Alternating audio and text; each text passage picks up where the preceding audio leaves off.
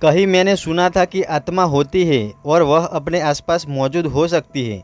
दोस्तों, यह बात लगभग 15 साल पुरानी है। हम विठलपुर गांव में रहने के लिए आए थे। ऐसे में यहाँ एक किराए के मकान में रहने वाले थे। पिताजी की नौकरी के लिए हमें हमेशा नई नई जगह पर जाकर रहने का मौका मिला। मेरे पिताजी शिक्षा विभाग में कार्यरत थे। नया गांव, नए लोगों को मिलने का अवसर मिलता। यह गांव भी कुछ बहुत बड़ा नहीं था। बीच में गांव और आजू बाजू सारे खेत थे। गांव हाईवे से कुछ 4 मील भर की दूरी पर था। सभी यहाँ खेती करते थे। यहाँ एक स्कूल था जिसमें मैंने दाखिला लिया। यह स्कूल गांव से बाहर था, खेतों के बीच में ही था।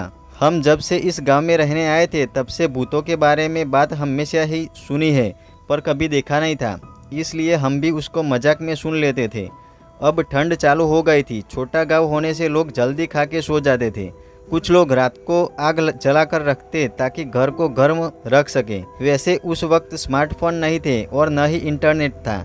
लोगों के पास टीवी के अलावा कोई दूसरा साधन नहीं था मनोरंजन का। वो अमावस की रात थी। हम भी जल्दी खा के सोने जा रहे थे, तभी बाहर शोर सुनाई दिया। लोग खेतों की तरफ भागने लगे। हम भी पीछे गए। तभी हमारा घर मालिक आया और बोला, बाबू, कोई गहरा संकट आने वाला है। पिताजी बोले, क्यों, क्या हुआ है वहाँ? घर मालिक बोला, बाबू, तुम पढ़े लिखे हो, नहीं समझ पाओगे, विश्वास नहीं होगा तुम्हें। तभी वहाँ किशन राम आया। किशन राम घर मालिक के खेतों पे काम करता था। आके बोला, पुजारी ने सपने में कुछ देखा और सारे गांव का चक्कर लगा रहा है। सारे गांव को मंत्रों से बांध दिया है उसने। मेरी तो नींद उड़ गई थी। क्या ऐसे भी कुछ होता है? मतलब मंत्रों से गांव को बांधना? सुनने में भी अजीब लगता है, लेकिन बाहर आकर देखा तो न मानते हुए भी यकीन करना पड़ा। देखा कि दूर खेतों में से जलती आग जा रही थी। सब लोग डरे हुए थे, न जाने कल क्या होने वाला था। हम सब वापस घर लौट तो आ गए, पर मन में एक ही सवाल था कि ऐसा क्या हुआ कि पुजारी को ऐसे करना पड़ा। सुबह सब मंदिर गए तो मैं भी गया। मंदिर के दरवाजे पे देखा कि पुजारी के पास लोग बैठे हैं। पुजारी बार बार पूछे जाने पर एक ही बात कर रहा था, स्कूल स्कूल स्कूल स्कूल। इसका क्या मतलब है? यही सवाल था सबको। अभी लग रहा था कि पुजारी नहीं बचेगा। डॉक्टर को बुलाने कोई गया था, पर तब तक देर हो चुकी थी। पुजारी नहीं रहा। उसका कोई सगा तो था नहीं, इसलिए कोई उसको देखने आने वाला नहीं था। तो सबने मिलकर उसका आखिरी संस्कार भी कर दिया।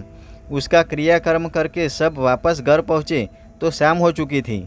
सबको एक ही सवाल खाया जा रहा था कि स्कूल का क्या मतलब है जो पुजारी बोल रहा था। ये जो पुजारी था काफ़ी ज्ञानी था। लोगों की बीमारियां जड़ी बूटी से ठीक करता था। कुछ एक लोगों के भूत भी भगाए थे, ऐसा सुना था। इसलिए पुजारी की बात सब मन पे ले रहे थे। उसने जो किया था गांव के भले के लिए किया था।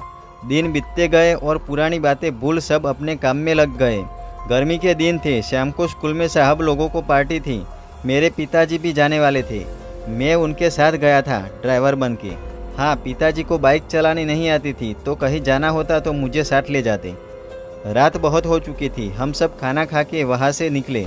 चलते चलते किसी ने पुजारी की बात छेड़ दी। सबने उसको हंस के टालते हुए और खाने की तारीफ करते अपने घरों की ओर चल दिए।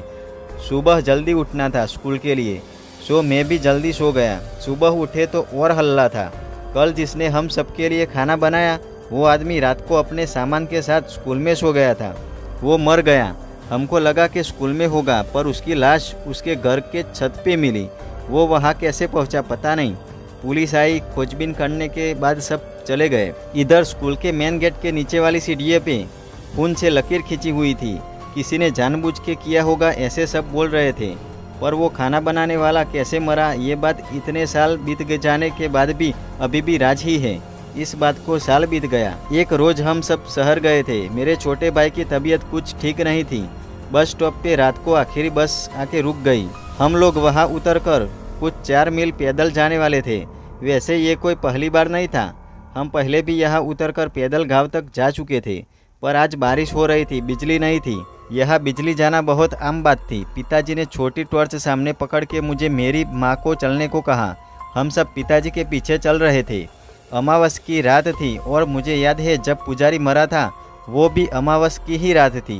कहते हैं कि अगर अमावस की रात और रात की कुछ घड़ियों का बहुत गहरा संबंध होता है। इसी में भूत पिशाच बहुत ताकतवर होते हैं। अपनी अधूरी इच्छा को पूर्ण करने को वो निकल जाते हैं और उनके रास्ते में जो आड़े आते हैं उनको वो नुकसान पहुंचाते हैं। लेकिन ये सब बातें सुनी सुनाई है। मेरी दादी भी ऐसे ही हम सबको कहानियों में सुनाती थी। तो अंधेरे में रास्ता निकलते हम आगे बढ़ रहे थे। रास्ता कीचड़ से भरा था, शायद रास्ते का काम चालू था। स्कूल आते ही पिताजी चौंक गए।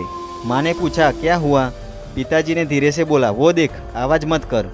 देखा कि एक सफ़ेद कपड़े में लिपटी हुई किसी की रूह थी। वो जमी के ऊपर जैसे तैर रहा था। वो पैर नहीं दिख रहे थे। जैसे ही वो हमारे पास आया, उसको देखते ही मेरे होश उड़ गए। उसका चेहरा इतना भयानक था कि सांसें अटक गई मेरी। माँ पिताजी साथ में थे, इसलिए शायद मैं होश में था, वरना मैं तो मर ही गया था। लगा कि हम सब अब मरने वाले हैं। पिताजी और माँ भगवान का नाम ले रहे थे। छोटा भाई रो रहा था और मैं भी। कुछ समझ नहीं आ रहा था। हम आगे जाने की कोशिश कर रहे थे कि यहाँ से जैसे तैसे भाग जाए, पर जा नहीं पा रहे थे। हमको बांध दिया था वहाँ। हम सब चीख रहे थे, पर उस अंधेरे में हमारी सुनने वाला कोई नहीं था। आगे जैसे मौत दिख रही थी। थोड़ी देर में हमारी चीख भी निकलना बंद हो गई। अचानक सब शांत हो गया था और बिजली आ गई। रास्ते की बत्तियां जल चुकी थी। हम सब की जान में जान आई। शायद भगवान ने हमारी सुन ली थी। वैसे ही वो आत्मा स्कूल के तरफ चल गई। हमने भगवान का शुक्रिया किया और वहाँ से गांव की तरफ चल दिए। गांव में पहुँचते ही सारी हकीकत घर मालिक को बताया। लोग भी जमा हुए थे। शायद हमारी मौत नहीं आई थी, इसलिए हम सब बच गए थे। भूतों के बारे में कोई बताए तो सब उन पे हंसते हैं। यही कोई नहीं करता। वैसे ही हाल आज हमारा था। हम सबको सब कुछ सही बता रहे थे तो कोई हंस रहा था और कोई हम सबको डरपोक कह के मन ही मन में मुस्कुरा रहे थे। लेकिन जो हमारे साथ हुआ ये हम ही जानते हैं। अगले ही साल मेरे पिताजी का वहाँ से तबादला हुआ पास के शहर में। हम सब ने सामान बांधना चालू किया। मेरे सारे पुराने दोस्त मुझे अलविदा कहने आए थे। रोते हुए मैंने सबको अलविदा कहा और सामान से भरी गाड़ी वहाँ से निकली। हम सब ने उस स्कूल को आखिरी बार गाड़ी से ही देखा और उस जगह को भी जहाँ हमारे साथ वो घटना हुई थी। हम सब ने अपनी आंखों से मौत को करीब से देखा था। वो रात हम जब भी याद करते हैं तो रोंगटे खड़े हो जाते हैं।